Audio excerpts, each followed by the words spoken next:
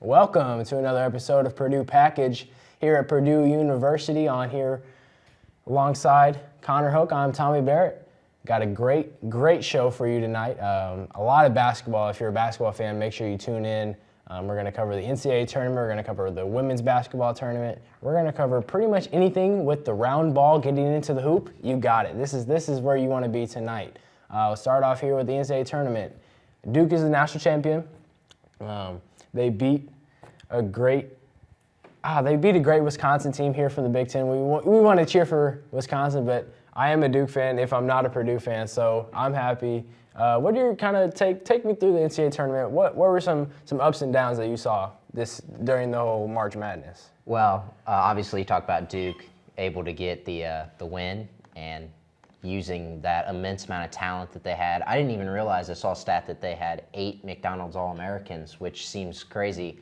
But they only played 8 players pretty much the entire tournament. And so they were able to do it without a lot of depth, and that was really impressive. Yeah, without Rashid Suleiman, who got dismissed from the team late, and that kind of let Grayson Allen step into the role, kind of play a little more minutes. He was a big-time player in the national championship game. But the Big Ten, they played pretty well throughout the tournament. 2 Final Four representing teams, Wisconsin and Michigan State, really looked good for the Big Ten. What other conference would you say looked good, and what kind of conference looked bad? Well, I thought that the ACC looked good again this year. They were able to, obviously you have the national champion coming out of that conference, but also you had North Carolina and Virginia and some other teams that were able to play really well. And even NC State was able to get a couple upsets and make some noise. And then I think just from looking bad, a lot of people early on thought the Big 12 was going to be a conference to be reckoned with in the tournament, and they just fell apart really in the first 2 days with a couple upsets. Yeah, Baylor went down. Kansas went down to Wichita State. Really, that conference was the one that you looked at and you said, okay, Iowa State, we're going to get to the Final Four. They have a nice run, getting beat early, first round. Same with Baylor. So the Big 12 really struggled during the tournament. The ACC and the Big 10. Kind of, would you say those are the best the best conferences in America? Yeah, absolutely. I would say the biggest surprise of the tournament had to have been Michigan State. Michigan State was a 7 seed, which was probably low because they were playing really, really well going into the tournament. When you have Tom Izzo and it gets to March, you better watch out. Izzo could have rolled out there with 5 managers and probably won at least one game. It was that they were not, an immensely talented team, and Duke showed that when they, beat them pretty handedly in the Final Four. But even still, they were able to just, with matchups and being able to take care of business and represent the conference. So, and we can't be dismissed from Kentucky. 38-0 in the season. They had an opportunity to go perfect, and that team from Wisconsin, they beat them. How did that happen? Because Kentucky was supposed to be the perennial powerhouse. They were supposed to be the team to beat, but they got beat. 5 first-round draft picks was their starting lineup, and they also could have 3 coming off the bench. How does that happen? Well, I think that a lot of it is just how Kentucky physically is made up. A lot of it was talked about their size, and they had so many guys that were so big and so long, but they weren't fast. And you could see that in the national championship game. Tyus Jones and Quinn were able to get inside and also kind of come out and pressure the Wisconsin guards, and Kentucky wasn't able to do that. Wisconsin was able to get penetration and force Kentucky to kind of get back on their heels defensively. And then we saw the Achilles heel for Kentucky. They couldn't score. Willie Cauley-Stein is a phenomenal player, but he's pretty much a non-factor outside of dunking range. Yeah, he's a great athlete. He reminds me of DeAndre Jordan, somebody who really is a raw talent. He didn't even play basketball. He played football. John Calipari went and got Cauley-Stein because he saw the athleticism, and it kind of hurt him, to be honest, because it also hurt him on the defensive end too. When Towns was trying to guard Kaminsky in the Final Four, they would set a pick. Towns couldn't get out on Kaminsky, and Kaminsky could do what he wanted. Also, Sam Decker played well, but it started with not being able to guard Kaminsky. Yeah, and Wisconsin, I thought of all of the teams, even really with Duke, I thought Wisconsin had the best shot to knock off Kentucky because I thought that they had the length with Decker and Kaminsky and even Hayes, and I thought that they could provide some matchup issues with having 5 guys that could come out, shoot the 3 really, really well, and force Kentucky, like you said, to kind of have to extend in Karl Anthony Towns is a great player. He's probably going to end up being the number 2 or maybe even the number 1 pick. Yep. But he's, like you said, he's not able to just step out and feel comfortable at that 18-foot range defending. But do you really, like, this is the question I really have to think. Do you really think Wisconsin was better than Kentucky? Or do you think Kentucky just didn't really play as well as they could have? Because in my personal opinion, I didn't see anybody this year, including the national champion Duke, that was better than Kentucky. Even though, hold on, that Kentucky played in the SEC, that's a weaker conference. They played Wisconsin and Notre Dame, both teams from 2 powerhouse conferences, the ACC and the Big Ten, struggled against both of them. So was it the style that Kentucky played, or was it that the fact that they weren't as good as people were saying? No, I think that on paper, Kentucky by far was the best team in the country. But like I said, it's matchups. It's all about matchups. I thought that Kentucky didn't match up real well with Wisconsin, and Wisconsin was able to take advantage of some mismatches, and to Wisconsin's credit, they hit shots. I mean, Decker, like you said, played phenomenal, hit a lot of big threes all tournament, really up until the championship game. And Kaminsky, the steady as ever, finding crafty ways to get the ball in the basket and take advantage of some youth on Kentucky's team. One more question. If Kentucky were to beat Wisconsin, we know it didn't happen. They played Duke for the championship. You think Kentucky would have beaten Duke? Yes, I think Kentucky would have beaten Duke because Wisconsin didn't have the bigs to go depth-wise with Okafor, so Kaminsky had to battle. And you could tell that Kaminsky was tired at the end of the game. And when Emil Jefferson and Marshall Plumlee can really play good defense against Kaminsky, that's when you know. Yeah, and I think that showed. I think, honestly, if you bring it back to Purdue, when Purdue played Wisconsin in the regular season, they put Vince Edwards on Kaminsky because they knew that Kaminsky doesn't really want to go back to the basket and try to score as a traditional big. He's really just a guard in a 7-foot frame. And to be honest, I think Vince Edwards might have played Kaminsky the best in the entire season. We saw the Purdue SID for basketball. He said, I think Vince Edwards played the best on Kaminsky. But if you look at all the tape, I know you're a tape junkie, you love watching tape.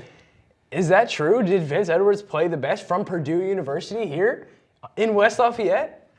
I think that he definitely is one of the better defenders that Kaminsky had to see, just because from Vince's ability to be at 6'8", to have enough length to kind of challenge on the perimeter, but also just to not be like a traditional big where he kind of gets uncomfortable out on the perimeter. Vince is very comfortable guarding guards is just as much as big men, and I think that really frustrated Kaminsky. So you heard it first here from Conner Hoke, the junkie from the film room. Purdue has a shot. If you think Hammonds is going to stay?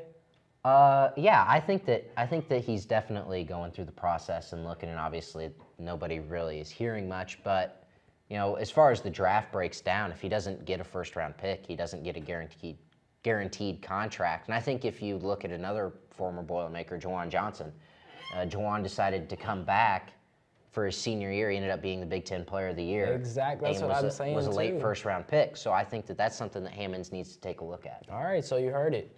The Purdue Boilermakers, if they return Hammonds, right now they're kind of slotted as a team that can make some noise. Is that what you think too? Yeah, absolutely. I think that losing only Octius, assuming that Hammond stays, you bring back a core of guys that played really, really well. You think about, Rayfield Davis is going to be in the gym every day working, and just from what I've heard, those younger guys are also in the gym working too. And you get Ryan Klein, the senior from Carmel, Indiana. He was number 2 in Mr. Basketball released earlier last week, which would be so. That's a good formula. Yeah, absolutely. So Purdue Boilermaker fans, expect Purdue to be in a deep run next season for the NCAA Tournament. We recap this NCAA Tournament this year. We're going to move on to the women's NCAA Tournament when we come back from this 30-second break. We are all Boilermakers, but we're also much more. We're history makers, exploring the farthest reaches of our universe, often when strapped to a rocket. We are hope makers, rebuilders of Haitian cityscapes who ensure they'll now withstand any disaster. We are difference makers, developers of drought-resistant crops that just might end world hunger. The fact is, what we make moves the world forward. We are Purdue, makers all. And we're back. Great message from our sponsors here. Once again, Purdue Package, Conner Hoke, Tommy Barrett. This is Purdue Sports. Also, we're expanding to the NCAA Tournament. Now we're talking about the women's NCAA Tournament. This was a tournament where if you did a bracket and you picked all 1 seeds, well, congratulations. You're a pretty smart person. Yeah, not a lot of upsets or anything in the women's tournament. However, the Dayton Flyers made it to the Elite Eight as a 7 seed. They were able to knock off a very good Kentucky team and a couple other teams along the way, but they ran into the buzzsaw known as UConn. Yeah, the UConn Huskies, they're a tough team to beat. 9 national championships. Gino Auriemma really has been someone who has dominated the college game comparing to John Wooden. Do you think they get another one this year? It's the Final Four is all 1 seeds, so. Yeah, I think that they'll get another one this year. I think that they've got some great players as usual. You know, UConn always has some of the top players. But I think that Notre Dame will give them a run for their money, but I think that it'll end up being UConn again this year. But let's give it up for the Big Ten. Maryland really represented the Big Ten well. They came into this year pretty much and dominated during the season, and then they expanded into the NCAA Tournament, made it to the Final Four. That looks good for the Big Ten. Yeah, Maryland, like you said, comes in, runs the table in the Big Ten, didn't even take a loss, is able to dominate in conference play as along within the tournament. Like you said, makes a run to the Final Four and gave UConn a little bit of trouble early, and then UConn was able to pull away. So that, like you said, that was an addition that really helped out the Big Ten. Yeah, and 4 Big Ten teams made it to the tournament, and that's something that looks good when in a women's basketball kind of league, when it's dominated by Connecticut and Notre Dame, so those kind of teams, it looks good when somebody gets there and really represents the conference well. And I mean, the Purdue Boilermakers kind of struggled this year. They're on the rebuilding side, but do you think that eventually they can get to somewhere where Maryland is right now? Yeah, I think that they've got the pieces right now that are in place. I thought that you take a look at like April Wilson and Morissetti had phenomenal seasons for the Boilermakers. They just, like you said, they have a rebuilding year, and they're going to have to add some pieces. And I'm sure that Coach Versup and her staff are working tirelessly to add some new pieces to try and help put the program back on the upswing. And the problem is really if you're not a chalk team, which is a 1 or 2 seed this season in the NCAA tournament, that was a problem. Besides Dayton, who made it to Elite Eight, all 3 other matchups were all 1-2 matchups. And in women's basketball, really the talent level takes you rather than getting lucky, I feel like sometimes. Yeah, and if you look at the NCAA or women's basketball now compared to 10, 15 years ago, the parity is a lot better, but it's still not quite to that level where you're going to see your Butlers or your UConns as a 7 seed being able to make a run and get deep into the tournament, and that's just not where women's basketball is at right now. But maybe in another 5, 10 years we could see the parity continue to get better and better. So you heard it. We've covered the men's side. We've covered the women's side. Connecticut, Notre Dame in the national championship. Presumably UConn is the favorite, going for their 10th national championship. That's amazing. They've really dominated the women's side, so we'll see what happens there. When we come back, for the first time on Purdue Package, we're going to cover intensely some professional sports. So stay with us here for another commercial break.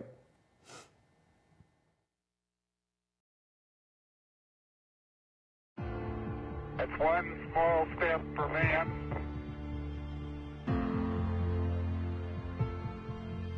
1 giant leap for mankind.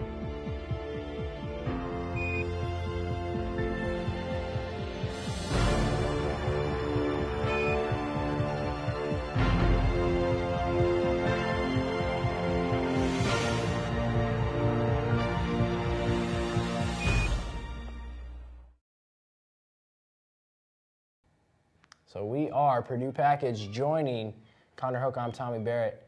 This has really been a show where we've debacled into NCAA, but now we have moved on to the NFL, NBA, and MLB ranks now. So talk about the NBA first because it's prime time. Playoff push is ready to go. What are you thinking? We'll start in the Eastern Conference. So the Pacers are 1 game back of the 8th seed of Boston. Atlanta's locked up the 1 seed. it's really much, who's it going to be? Well, I think out of the East, it's going to be Cleveland. Nah, that's what I think too. I know that's kind of a chalk pick, but I think LeBron has got those guys playing, the way that he wants to play. I think that Kyrie Irving is the type of player that in the playoffs, like a Game 4, Game 5, where LeBron just says, I don't want to do everything. We've seen that Kyrie can go for 40. Yeah, he can go for 60. He can go for 60 too. I don't know if he could do that in the playoffs. And then I think Kevin Love is just a guy that they need to try and be a 15 and 12 kind of guy for. Okay, so who do you think is going to get the 8 seed? Right now, Boston is 35-42. The Indiana Pacers and the Miami Heat are tied for 1 game back. Do you think Boston stays with it and the young Brad Stevens gets his first playoff appearance or no? Man, I love the Indiana Pacers. Man, do I love the Pacers. I love what Vogel's done with that roster, sometimes having 3 starters hurt. Obviously, Pacers fans, the expectations were a little low they were after very low. what happened to Paul George. But I think Boston's going to end up with it. I think that Brad Stevens is doing Izzo-like stuff. Oh, he's comparing him to He's Izzo. doing Izzo-like stuff in the Man. NBA, man. Like that team does not have a lot of talent. They'd have. It's all coaching, and normally in the NBA, it's not about coaching; it's about talent. But really, Brad Stevens, especially in the late game situations, he's drawn up plays where I watch and I'm just like, wow, you don't see this a lot, and no wonder why Boston wanted to go get you. Right, and I think that for Boston, I think that's going to help them a lot in the coming off season, regardless if they make the playoffs. Because as a free agent, you're thinking, okay, well, let's look at this young coach who's made the playoffs, or going to be at least close to the playoffs with mostly just spare parts. If we can get some actual talent in there, along with the however many draft picks they have, there's definitely something going on in Boston right now. So in the East, the top 3 seeds really are the only ones with winning records, so to say. You look at Toronto and Washington, who have good records but not great. Is it really anybody else besides Atlanta, Cleveland, and Chicago in the East, or do you see any upsets maybe with Milwaukee or Toronto or Washington? I think that Toronto, Washington, and Milwaukee are teams that are all 2 or 3 years away. Especially with Milwaukee. Milwaukee's got the Greek Freak, Michael Carter-Williams, and some young Jabari Parker, who is still hurt. Mm-hmm. But I think that they've got a really good core of young guys, but I don't think that they are ready to make much of a push. I think it's between Atlanta and Cleveland. They love to say, own the future in Milwaukee, so the future is near if you're a Milwaukee Bucks fan. Now, let's go to the West. A very, very tight race. Oklahoma City's in the 8 spot. Right now they own it, but New Orleans is really peeking in, and Anthony Davis is having a phenomenal year. Yeah, I think Anthony Davis is getting disrespected with any MVP talk, really. I know that obviously Harden and Curry have been phenomenal, and Westbrook's playing out of this world.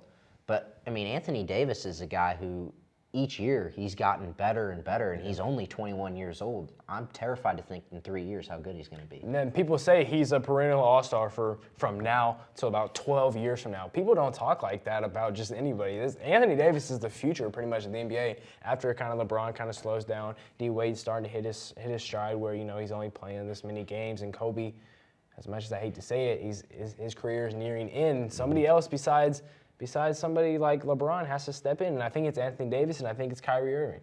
Yeah, and I think that Durant's up there also.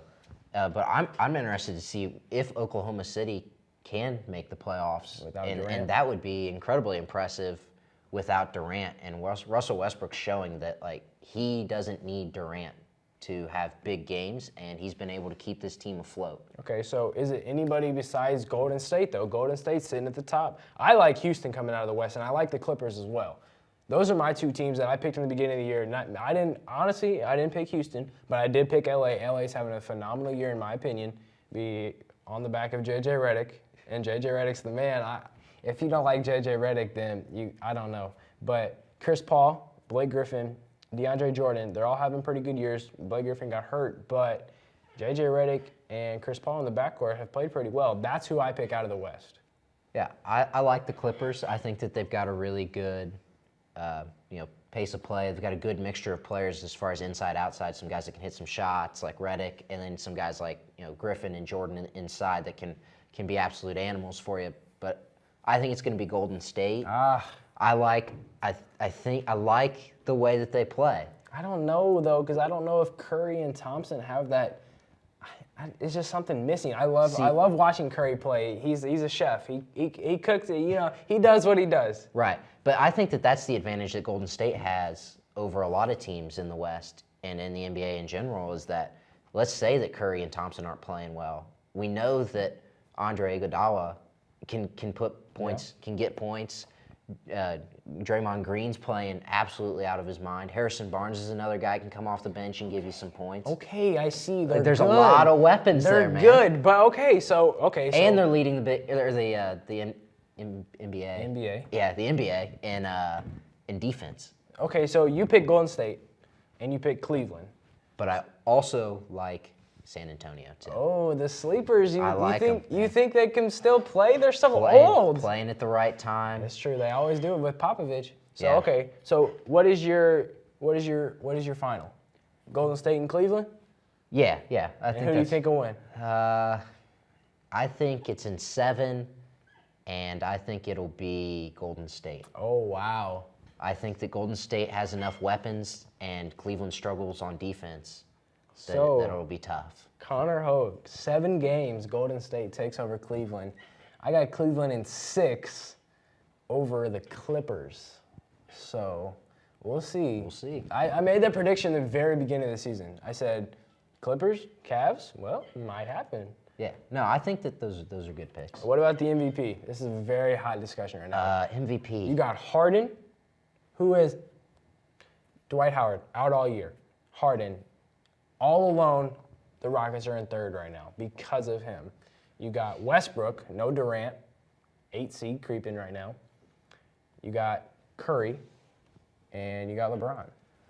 I like James Harden. He's got a chance to make history. He's got a chance to be 200 made three-pointers and 700 made free throws in a season. That's never happened before. He goes to the line 25 times a game. I wonder how many free throws he actually shoots during the year. They're saying that he's going to shoot close to 900. That's absolutely incredible. Yeah, it's and he hits. He's like an 85% free throw shooter. Yeah, he's a great free throw shooter. But I got to go back to the chef, man. Oh, and here's get why. off of the Golden State. But here's why. He's averaging 26 points a game, and he's not played in 16 fourth quarters this year. Not played like half of them. He's not played a minute in 16 fourth quarters this year. All right, you got Curry. I'm going to stick with my prediction, James Harden. There's a reason why they're 3rd in the West right now. I respect your opinion with the fourth quarters. Yeah. His plus minus is absolutely insane. Mm-hmm. But without James Harden, you're the most valuable player. Steph Curry, without him, I feel like Klay Thompson, you mentioned it, they're a great team. Houston really just relies on James Harden, and that's why I feel like he'll win the MVP race. Yeah, and if either of those guys win the MVP, I wouldn't have any issue with it. Both of them have been unbelievable this year. And an MVP candidate, normally, if he would have been healthy, is Paul George. Paul George comes back at the end of the season. Why? I think a lot of it's just he wants to prove to himself that he can still play. Obviously, with the rehab, and I think it's good for him to at least get out, and even if he just plays 10, 15 minutes like he did against the Heat, and he doesn't have to put up a ton of points if he just takes some shots and gets back into the flow and gets ready for the offseason. And I think a lot of it gives hope to Pacers fans. Yep. I have hope. Exactly. I was at the game. The reason why I went to the game is to go watch YG Tracy, as he now calls himself, PG-13, just to watch the game because I wanted to see how the crowd would react. So we're done with the NBA. We both have our opinions. I pick Cleveland. You pick Golden State. You heard it first. Purdue Package. MLB season now. We talked before the show. You like the Nationals to win it. Why? I think that just looking at their lineup, looking at the guys they've got on their roster, I really like their hitting, and I think that they're gonna be one of the better offensive teams in the You're trying to MLB. tell me And their I think hitting their is pitching. I like their pitching okay, too. Strasburg, Strasburg Scherzer, can deal, man. he's Those guys are good. Okay, but the Red Sox, the Reds, they just got Hanley Ramirez, Pablo Sandoval. They're pitching. Buckholz might take them there. That's my pick because that's my favorite team. I love the Red Sox. Not biased whatsoever. No, this is a very biased show. Sometimes we are Purdue fans, so we'll talk about Purdue sports. But in my opinion, the Red Sox are going all the way. They had a rough season last year. But if non-biased looking at it, I like the Tigers. The Tigers can play. They're a good team this season. And then maybe, I hate to say it, but the Yankees might make a run too. Yeah, I worry about with the Tigers. Verlander's been hurt. Cabrera's gotten hurt, just consecutive times, and those start to add up, and those guys are starting to get on the backside of their career. Price was the one who made the opening day start, and Price looked pretty good opening day. 29 home runs there were on opening day. That's a lot, but there also were a bunch of no-hit bids as well, about 5 of them that went deeper than the 5th inning. That's pretty impressive too, especially King Felix striking out 10. Look for him to get the Cy Young. Yeah, King Felix would be my front runner in the Cy Young, and he may help his Mariners team get deep into the playoffs. They're a good team. They have upcoming talent. So with that, we're gonna stop talking about professional sports. We're gonna move back to the college realm on our Big Ten breakdown coming up here. 30 more seconds of commercials. That we do, and we try and You, yeah, you. Have you ever dreamed of being on TV? Well, in the Brian Lamb School of Communication, we do more than that. You can learn about camera operation, lighting techniques, live TV shows, real client PSAs, weekly news productions, and more. For more information about the video production programs, visit our website or the advising office. Welcome to the best part of the show, the Big Ten breakdown. But the first topic that we're going to talk about, not really about the Big Ten, but we just like to talk about it, right? Okay, 6 topics, 180 seconds. And now, the Masters, who you got? I have Jason Day. Tiger Woods, he's back. Not Tiger. Hasn't played in 9 majors, he's back now. I know, I don't think he'll be able to compete. 9 championships, not 9 majors. I don't think he'll compete right away. I got Tiger, you got the field. Okay, cool. All right. So did you see Frank Kaminsky? Of course. Player of the Year. Frank Kaminsky, Player of the Year in the Big Ten and the All-American, All-America Player of the Year. He deserved it. I watched him really put Jahil Okafor to work, and I thought he was going to win, but Frank Kaminsky really schooled him in the NCAA tournament, and that's why I feel like he deserved to win it. No, I absolutely agree. Okay, the basketball recruits for the Big Ten. We have right now a total of 20 4-star or better for next season. What do you think that's going to do to the Big Ten? Well, I think it's going to make the Big Ten even better. And I think a lot of people ragged on the Big Ten this year about it being down and not being as good as it has been in years past, which is true. Didn't have the star talent that it usually does. But I think that they're going to be much better next year. Wow, that's a bold prediction after 2 Final Four teams. That's pretty bold. Top to bottom, I think they'll be better. Okay, I can see that. Baseball. So Purdue baseball, not having the greatest year that we kind of expected when we predicted in the beginning of the show here, when we started Purdue Package. But do you think they can rebound? Do you think they can do things? I think they can. Yeah, I think it's a long season, and let's talk about there's a lot of youth on that team, a lot of younger guys that are trying to get some experience, and I think it's going to pay dividends for the rest of the year. I can see that. Softball. What about? They're a pretty good team. They have potential to make it to the College World Series, I feel like. Yeah, softball's been really good. They've been leaning on Lily Feccio, who has 80-some strikeouts this year. She's phenomenal. They've won 20-plus games. They were able to take care of business against Ball State. They're having a really good year. Now, tennis, Purdue tennis, not a lot of people really pay attention to tennis, and I feel like that's a problem. They're 11-5 on the season. They've beaten a lot of good Big Ten teams. They deserve more credit than they're getting right now. They were ranked highest at 21. They've been in the 30s the past couple of weeks, but that's a good program right there. Yeah, they just took care of Michigan State 6-1. And that's, like you said, they've been a good program. The Schwartz Center is a beautiful facility for watching tennis. Beautiful. I love going and watching tennis there.